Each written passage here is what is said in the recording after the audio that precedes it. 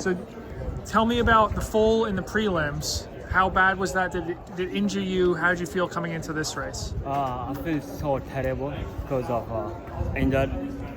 My shoulders broke up. So I just said, oh, let me fight until the end. So yeah. And then what about, was that the only issue or did you have any I have other? another issue for my knees. Yeah. So yeah, my knees was a little sore, and I mean like, yeah, it's like little small sore in this afternoon. So I feel like, oh man, because many injuries, say let me fight until the end. Yeah. So that is it. Did it feel worse during the race? the knee? Yeah, I feel so worse. Like I'm saying, oh, and I saw, but I said no, let me go. Yeah.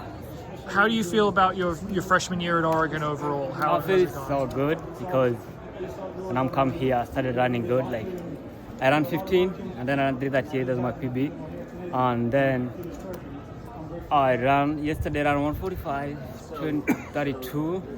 That's my personal best this year, and so I'm so excited.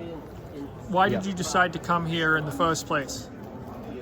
Because Oregon is the best and it has more things to athletes to grow up in the future.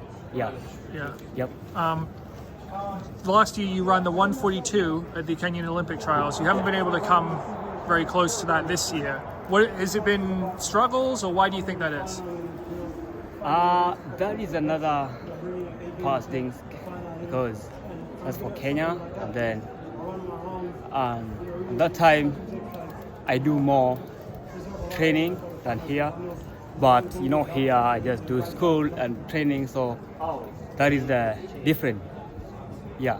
Have you been, until the recent knee issue, like had you been healthy earlier this season or not? I can say yes. I'll be healthy. Yeah. Yeah.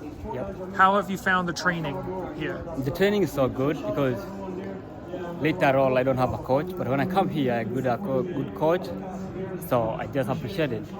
Yeah. Did you say your knee was hurting from the fall or from something else? I started feel my knees like before the race, and like past 2 weeks come, so that's why injured my knees started. Yeah. Is it just scraped up? Yeah, I still get up, but it's so hard. Like many people told me, okay, Kidali, don't run, but I said no, I can't. Let me run because I don't want to let down the dogs. That's why I run. Yeah.